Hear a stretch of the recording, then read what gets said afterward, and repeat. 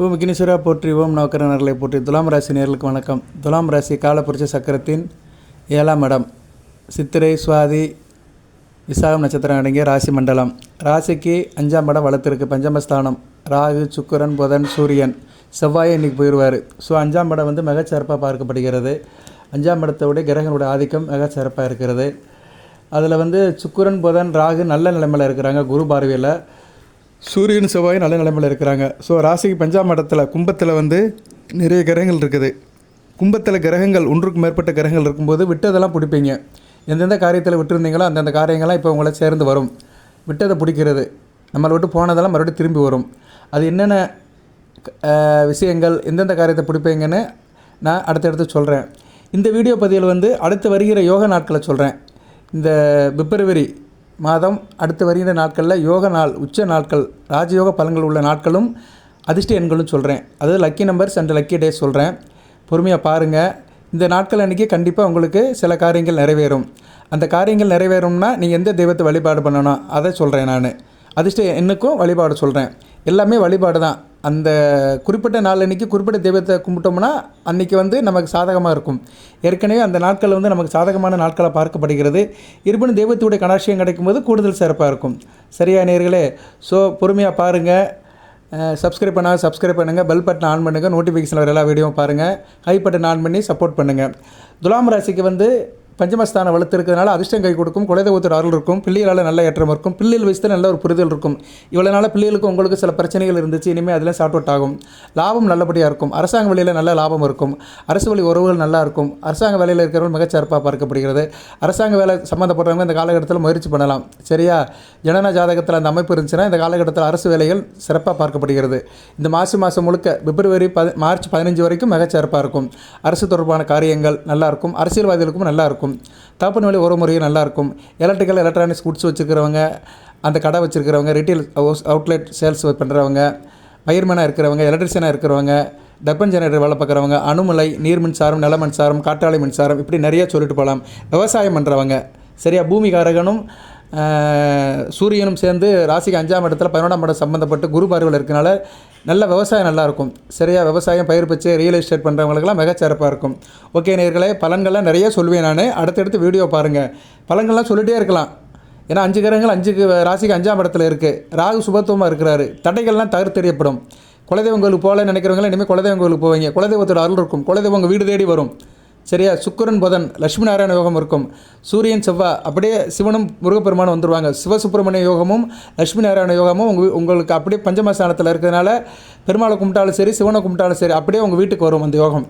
அந்த அமைப்பு இருக்குது. வழிபாடு பண்ணுங்கள். உங்கள் இஷ்ட தெய்வம், குலதெய்வம் எது இருந்தாலுமே இந்த காலகட்டத்தை வழிபாடு அதிகப்படுத்திக்கோங்க. ஏன்னா பஞ்சமஸ்தானம் வலுத்து இருக்கிறதுனால இந்நேரம் வந்து மந்திரம் சொல்லி வழிபாடு பண்ணலாம். சரியா நேர்களே? நான் சொல்கிறேன், அன்றைக்கி தெய்வத்தை வழிபாடு பண்ணுங்கள். பணம் லட்சக்கணக்கில் கோடிக்கணக்கில் கொட்டும். அப்படி பார்க்கும்போது முதல் நட்சத்திரம் எந்த நட்சத்திரம் வருது? சித்திரை நட்சத்திரம். சித்திரை நட்சத்திரத்துக்கு அதிர்ஷ்டமுள்ள நாட்கள் அப்படின்னு பார்த்தோம்னா உங்களுக்கு வந்து பிப்ரவரி 18, பிப்ரவரி 22, இந்த 2 நாட்கள் பணமால கொட்டுன்னு கொட்டும். பிப்ரவரி 18, பிப்ரவரி 22 மிகச்சிறப்பாக பார்க்கப்படுகிறது. நான் மார்ச் மாதம் அடுத்த வீடியோவில் போடுறேன் நான். சரியா? மார்ச் மாதத்துக்கு இன்னும் 12 நாள் இருக்குது. அடுத்த வீடியோவில் சொல்கிறேன் நான். ஏன்னா க்ளோஸாக பண்ணுவோம். ரொம்பையும் நீட்டி முழங்கணும்னா மறந்து போயிடும் நம்ம ஆளுகளுக்கு. அப்பப்போ அன்னைக்கு சமைச்சு சாப்பிட்டா தான் ருசியாக இருக்கும். 4 நாளைக்கு ஒரு நாள் சமைக்க முடியாது. சரியா? ஒரு நாளைக்கு 3 வேளைக்கு வேணால் ஒரு நேரம் சமைக்கலாம். அது மாதிரி நான் அப்பப்போ ஒரு 10 நாளைக்கு ஒரு தடவை பிரேக்கப் கொடுக்குறேன். இது போக மற்ற தகவலும் சொல்லுவேன் நான். சரியா? நல்லதை எடுத்துக்கோங்க, கெட்டதை விட்டுருங்க. உங்களுக்குன்னு தெரியும். சரி, இந்த வீடியோவில் சில விஷயம் இருக்குது, அதை மட்டும் எடுத்துக்கோங்க. சரியா? நான் சொல்கிறது எல்லாத்தையும் கேட்கணும் அவசியம் இல்லை. எது சாத்தியப்படுது அதை செய்யுங்க. அதாங்க வாழ்க்கை. சாத்தியப்படுறதை செய்யணும். செமிக்கிறத சாப்பிடணும். எல்லாத்தையும் சாப்பிட்டா செமிக்காது. எது நமக்கு செமிக்குமோ ஜீரணமாகுமோ அதை மட்டும் சாப்பிட்டு போய்கிட்டே இருக்கணும். வாழ்நாள் அதிகமாக இருக்கும்.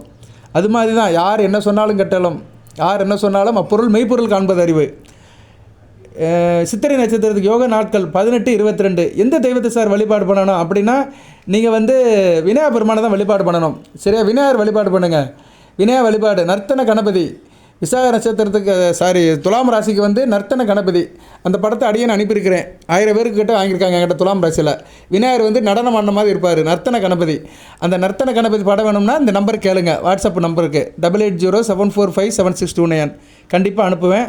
3 நட்சத்திரத்துக்காரங்களும் அந்த விநாயகர் வழிபாடு பண்ணலாம். குறிப்பாக சித்திரை நட்சத்திரக்காரங்க அந்த விநாயகர் வழிபாடு பண்ணிங்கன்னா 18ஆம் தேதியும் 22ஆம் தேதியும் நல்ல யோகம் கிடைக்கும் உங்களுக்கு. அடுத்து வந்து சித்திரை நட்சத்திரத்துக்கு அதிர்ஷ்ட எண் அப்படி பார்த்தோம்னா சித்திரை நட்சத்திரத்துக்கு அதிர்ஷ்ட எண் 9ஆம் நம்பர்.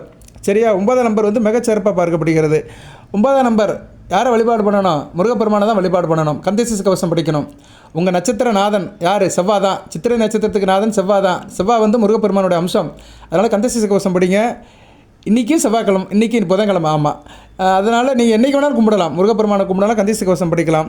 9ஆம் நம்பர்னால் எப்படி எடுத்துக்கணும்னா அதிர்ஷ்ட எண் வந்து 9, 18, 81, 27, 72, 63, 36 இப்படின்னு நீங்கள் எடுத்துக்கணும். சரியா, அடுத்தடுத்து மற்ற நட்சத்திரத்துக்கு சொல்கிறேன், சுவாதிக்கும் சொல்கிறேன், விசாகத்துக்கும் சொல்கிறேன். பொறுமையாக இருங்க, ஸ்கிப் பண்ணிட்டு போயிடாதீங்க. ஏன்னா இன்றைக்கி நம்ம ஆளுகளுக்கு பொறுமை கிடையாது. இவர் வந்து சித்திரத்தை தானே சொல்கிறாரு, நம்ம அப்புறம் பார்த்துக்கலாம் அப்படின்ட்டு போயிடுவாங்க. அப்படி இருக்கக்கூடாதுங்க, பொறுமையாக இருக்கணும். சரியா, பொறுமை தான் முக்கியம். பொறுமை இருந்தால் தான் நல்லபடியாக இருக்கும். வரிசையில் நின்னால் தான் வாழ்க்கை நல்லாயிருக்கும். சும்மா எனக்கு உடனே கிடைக்கணும் அப்படின்னா எதுவுமே கிடைக்காது. நிறைய அனுபவப்பட்டுட்டேங்க நான், நிறைய அனுபவப்பட்டேன். என்கிட்ட நிறைய பேர் ஜாதகம் பார்க்க வருவாங்க, நான் சொல்லி தான் வாங்குவேன். 10 இருந்து 15 நாள் ஆகும் அப்படி சொல்லி தான் வாங்குவேன். சில பேர் அவசரப்படுவாங்க, சரிங்க நீங்கள் பார்த்துக்கோங்கன்னு திருப்பி விட்ருவேன். அதாவது ஒரு ராசிக்கு பலன் சொல்கிறதும் சரி, ஒருத்தங்க தனிப்பட்ட ஜாதகத்தை பார்க்குறதும் சரி, இறைவனோட அணுக்கரம் இருந்தால் செய்ய முடியும். எல்லோரும் எல்லா காரியத்தையும் பண்ண முடியாது. சில பேர் கமர்ஷியலாக பண்ணுவாங்க, அது வந்து ஆத்ம திருப்தி இருக்காது. ஆனால் ஆத்ம திருப்தியோட ஆத்ம சுத்தியோட சில காரியங்கள் சிலரால் தான் நியமிக்கப்படும். சரியா நேரில் அதில் நிறையா இருக்குது. எல்லா நாளும் கோயிலுக்கு போக முடியாது. தெய்வம் என்றைக்கு கூப்பிடுறதோ அன்றைக்கி தான் கோயிலுக்கு போக முடியும். அந்த தெய்வத்துக்கு தெரியும் நீ இன்றைக்கி வந்து என்னை கும்பிடுப்பான்னு அவர் நினச்சா தான் நம்ம போக முடியும்.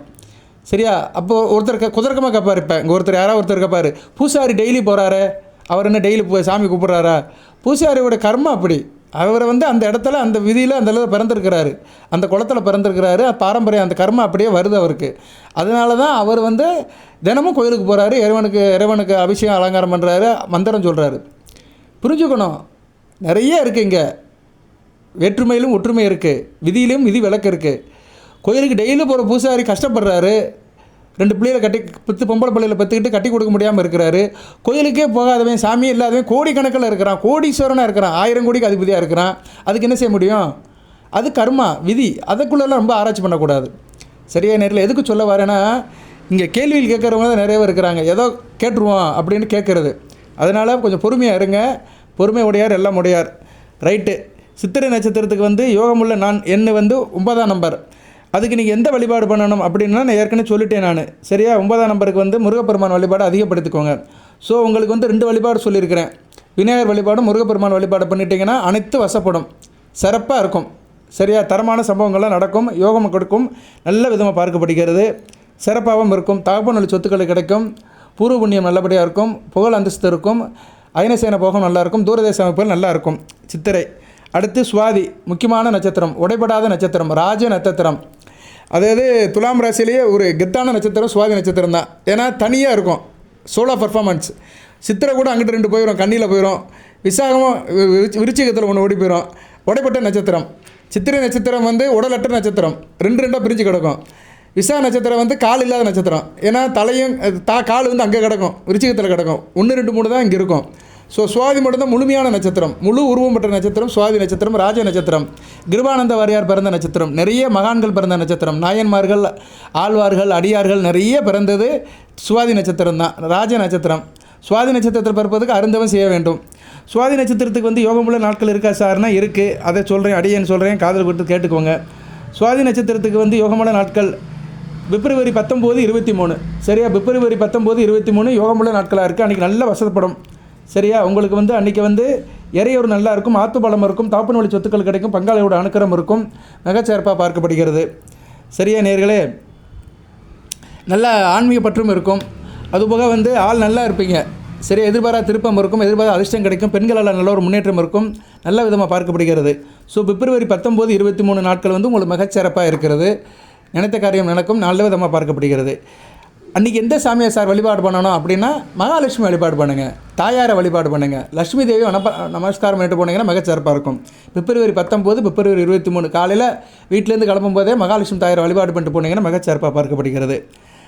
அடுத்து வந்து சுவாதி நட்சத்திரத்துக்கு அதிர்ஷ்ட எண் அது சார் அதுனா அதுவும் மகாலட்சுமி எண்ணு தான், 6ஆம் நம்பர், சுக்கரனுடைய ஆதிக்கமுள்ள நம்பர்.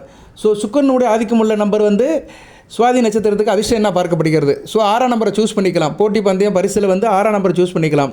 6ஆம் நம்பர்னால் 15, 51, 24, 42, 33, 60 இப்படின்னு எடுத்துக்கலாம். சரியா, அந்த கூட்டுத்தொகை 6ஆம் நம்பர் வரணும்.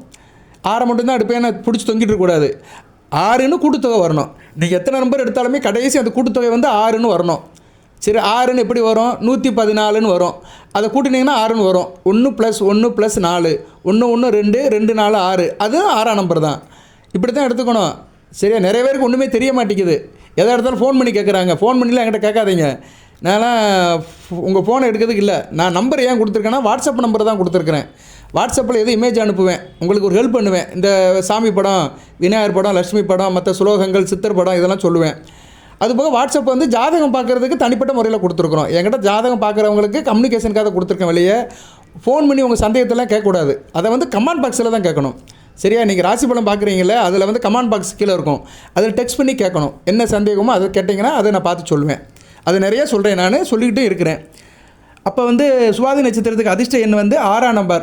அன்னை மகாலட்சுமி வழிபாடு பண்ணுங்கள், மிகச்சிறப்பாக இருக்கும். அடுத்து வந்து விசாக நட்சத்திரம். விசாக நட்சத்திரத்துக்கு வந்து யோகமுள்ள நாட்கள் அப்படின்னு பார்த்தோம்னா, யோகமுள்ள நாட்கள் விசாக நட்சத்திரத்துக்கு பார்த்தோம்னா உங்களுக்கு வந்து பிப்ரவரி 20, 24, 20, 24 மிகச்சிறப்பாக பார்க்கப்படுகிறது. 20, 24, 20ஆம் தேதி தாய் உள்ளமாக இருப்பீங்க. புகழ் அந்தஸ்து இருக்கும், ஈகை இருக்கும், கருணை இருக்கும், காரணியம் இருக்கும், தொழில் நல்லாயிருக்கும், தொழில் சம்மந்தப்பட்ட காரியங்கள் நல்லா இருக்கும், தொழில் வியாபாரம் நல்லாயிருக்கும். குறிப்பாக உணவு சம்மந்தப்பட்டது, சிற்றுண்டி, ஹோட்டல், போர்டிங் அண்ட் லாட்ஜிங், அதுபோக வந்து டிபார்ட்மெண்ட் ஸ்டோர், மளிகை ஸ்டோர், இது சம்மந்தப்பட்டவங்க, காய்கறி கடையில் இருக்கிறவங்க, காய்கறி சம்மந்தப்பட்டவங்க, மனித வாழ்க்கைக்கு சாப்பாடு சம்மந்தப்பட்ட தொழிலில் இருக்கிறவங்க எல்லாத்துக்கும் நல்லாயிருக்கும். சரியா? அந்த 2 நாட்கள் 20, 24 அன்றைக்கி வழிபாடு யார் சார் வழிபாடு பண்ணணும் அப்படி பார்த்தா சூரிய நமஸ்காரம் பண்ணணும். 20ஆம் தேதி 24ஆம் தேதி சூரிய நமஸ்காரம் பண்ணணும், சிவன் வழிபாடு பண்ணணும். சரியா? சிவனுக்கு வழிபாடு பண்ணிங்கன்னா மிகச்சிறப்பாக வழிபாடு பார்க்கப்படுகிறது. காலையில் நினச்சி வீட்டில் சிவனை கும்பிட்டுட்டு சிவநாமத்தை சொல்லிட்டு போனீங்கன்னா மிகச்சிறப்பாக இருக்கும். நற்றவா உன்னை நாம இருந்தாலும் சொல்லுனா நமச்சிவாய் நமகன்னு சொல்லிட்டு போங்க, மிகச்சிறப்பாக இருக்கும்.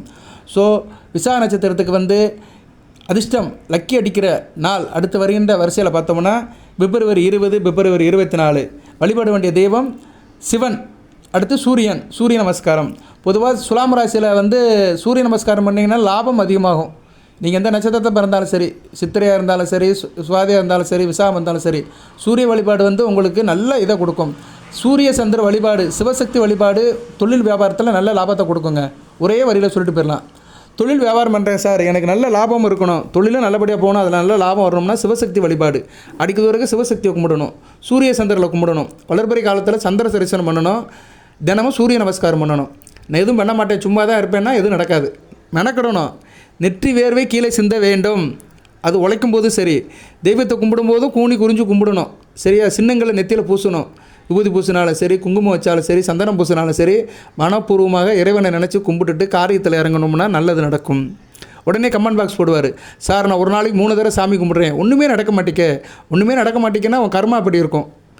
சாமி கும்பிட்ற யோகம் உன் ஜாதகத்தில் இருக்கான்னு பார்க்கணும். 5ஆம் இடமும் 9ஆம் இடமும் நல்ல சுபத்துவமாக இருக்கணும். லக்கணம் 5, 9 சுபத்துவமாக இருந்துச்சா தான் சாமி கும்பிட்டா பழிக்கும், இல்லைன்னா பழிக்கவே பழிக்காது. விழுந்து அழுது புரண்டு உருண்டாலுமே அந்த தெய்வத்தோட அனுக்கிரம் கிடைக்கிறது ரொம்ப கஷ்டம். ஏன்னா கர்மா அப்படி. போன பிறவியில் அவன் வந்து சாமி இல்லைன்னு இருப்பான், கோயிலுக்கு சேதாரம் பண்ணியிருப்பான், கோயில் சொத்தை தின்றுப்பான். சரியா? கோயில் சொத்துக்கு வர்றவங்க தட்டி பறிச்சிருப்பான். அப்படி பண்ணவனுக்கு இந்த பிறவியில் வந்து அந்த இறை சம்மந்தப்பட்ட தொடர்பு அத்து போய்விடும். நிறைய பேர் பாருங்கள், அது என்னதான் நிறைய சாமி கும்பிடுவாங்க, ஆனால் அவங்களுக்கு வந்து அது பிரச்சனை தீராது. காரணம் என்னென்னா ஜாதகத்தை வாங்கி பார்த்தா தெரிஞ்சிடும். லக்கணம் 5ஆம் இடம் 9ஆம் இடம் பாதிக்கப்பட்டிருக்கும். சரியா? பஞ்சமாபதியும் புண்ணியஸ்தானாபதியும் பாக்கியஸ்தானாபதியும் பாதிக்கப்பட்டிருந்தாங்கன்னா என்ன தான் சாமி கும்பிட்டா நல்லா இருக்காது. சில பேர் 10ஆம் இடம் பாதிக்கப்பட்டிருக்கும். கர்மஸ்தானம் பாதிக்கப்பட்டிருந்துச்சுன்னா என்ன அர்த்தம்னா நின்று பூஜையே பண்ண மாட்டான், நிற்கவே முடியாது வீட்டில். அவனால் கோயில் பக்கமே போக மாட்டாங்க, வீட்டில் நின்று சாமி கும்பிட மாட்டாங்க. தாய் தப்பன் சாமி கும்பிடுவாங்க, அந்நேரம் விளையாட ஓடிடுவான், இல்லைன்னா ஃப்ரெண்ட்ஸை பார்க்க போயிடுவான். சொல்லுவாங்க, டே 2 நிமிஷம் நில்லுடா சாமியை கும்பிட்டு போடானா நிற்க மாட்டான், கால் நிற்காது, சக்கரம் கட்டின மாதிரி ஓடுவானுங்க, நிற்காது. அவனுக்கு அங்கே அமைப்பு இல்லையே. ஜாதகத்தில் 10ஆம் இடம் கெட்டு போயிருக்கும். 10ஆம் இடம் வளர்த்து வந்தால் நின்று ஏதாச்சும் காரியம் பண்ணுவான், கர்மா பண்ணுவான். பூஜை புனஸ்காரம் காரியம் பண்ணணும்னா 10ஆம் இடம் வளர்க்கணும். இப்படி நிறைய இருக்குது. சரியா நேர்களே? நிறையா சொல்லிட்டு போகலாம், கேட்கறதுக்கு தான் ஆள் கிடையாது இன்றைக்கி இங்கே. ரைட்டு. விசாக நட்சத்திரத்துக்கு வந்து யோகமுள்ள நாட்கள் 20, 24. அதிர்ஷ்ட எண் ஒன்று இருக்குல்ல சார் அப்படி பார்த்தோம்னா 2ஆம் நம்பர். சரியா? 2ஆம் நம்பர் எடுத்துக்கோங்க. 20, 11 அப்படின்னு எடுத்துக்கோங்க. சரியா? 2ஆம் நம்பர் 2, 20, 11 நல்லாயிருக்கும். சரியா? ரெட்டிப்பாக லாபம் இருக்கும். அம்பாளை கும்பிடுங்க. அதிர்ஷ்டம் அதிகமாகணும். விசாக நட்சத்திரக்காரங்க அம்பாளை கும்பிடுங்க, அம்மனை கும்பிடுங்க. மீனாட்சி அம்மன், காமாட்சி அம்மன், அம்மன் வழிபாடு பண்ணிங்கன்னா மிகச்சிறப்பாக இருக்கும். ஸோ 3 நட்சத்திரத்துக்குமே ஒரு 2 நாட்கள் சொல்லியிருக்கிறேன். முதல்லேருந்து வரேன். சித்திரை நட்சத்திரத்துக்கு வந்து யோகமுள்ள நாட்கள் 18, 22. அதிர்ஷ்ட எண் வந்து சித்திரை நட்சத்திரத்துக்கு வந்து அதிர்ஷ்ட எண் வந்து 9. சுவாதி நட்சத்திரத்துக்கு அதிர்ஷ்ட நாட்கள் வந்து சுவாதி நட்சத்திரத்துக்கு வந்து 19, 23. அதிர்ஷ்ட எண் வந்து 6. அடுத்து வந்து விசாக நட்சத்திரம் அதிர்ஷ்ட நாட்கள் 20, 24. பிப்ரவரி 20, 24. அதிர்ஷ்ட எண் 2. வாழ்த்துக்கள் நேயர்களே. எல்லாம் வல்ல இறைவன் துலாம் ராசி நேயர்களுக்கு சித்திரை, விசாகம், சுவாதி நட்சத்திர நேயர்களுக்கு சில சௌபாகியத்தையும் சில ஐஸ்வர்யத்தையும் சில நன்மையிலும் கொடுப்பார். அனைத்து வளங்கள் நலங்களை பெற்று தேகாரிக்கத்துடன் தீர்க்காலுடன் நீடோடி வாழ்க, நிறைந்த வளம் பெறுக. இந்த குறிப்புகளாக உங்களுக்கு ஒரு இன்ஸ்டண்ட்டாக இருக்குன்னு தான் கொடுக்குறேன். சரியா? இதில் பலன்கள்லாம் நிறையா சொல்லலை. பலன்கள் நிறையா சொல்லலாம், அதெல்லாம் ஜோடனை. நமக்கு வந்து இதுதான் முக்கியம், ஃபிகர் தான் முக்கியம். சரியா? அந்த ஃபிகரை தான் உங்களுக்கு வருஷப்படுத்திருக்கிறேன். இதுக்கேற்ற மாதிரி உங்கள் ஏற்பாடு பண்ணுங்கள். இதில் சந்திராஷ்டமெலாம் கிடையாது. சந்திராஷ்டமம், கரிநாள், திதி சூனியம் அதெல்லாம் ஒன்றும் கிடையாது. சரியா? அதெல்லாம் நீங்கள் அதை கணக்கிடவே வேண்டாம். இந்த நாள் அன்றைக்கி இந்த தெய்வத்தை வழிபாடு பண்ணிட்டு போனீங்கன்னா சக்ஸஸ், வெற்றி வெற்றி வெற்றி. வெற்றியை தவிர வேறு ஒன்றும் இல்லை. வெற்றி தான் நம்மளோட தாரக மந்திரம். சரியா? வெற்றியை நோக்கி போங்க, சிறப்பாக இருக்கும். எது சந்தேகமான கமெண்ட் பாக்ஸில் கேளுங்க. வாழ்த்துக்கள் நேயர்களே, நன்றி. எல்லாம் வல்ல இறைவன் துலாம் ராசி நேயர்களுக்கு சில சௌபாகியத்தையும் சில ஐஸ்வர்யத்தையும் சில நன்மையிலும் கொடுப்பார். அனைத்து வளங்கள் நலங்களை பற்றி தேகாரிக்கத்துடன் தீர்க்காயலுடன் நீடோடி வாழ்க, நிறைந்த வளம் பெறுக. நன்றி நேயர்களே.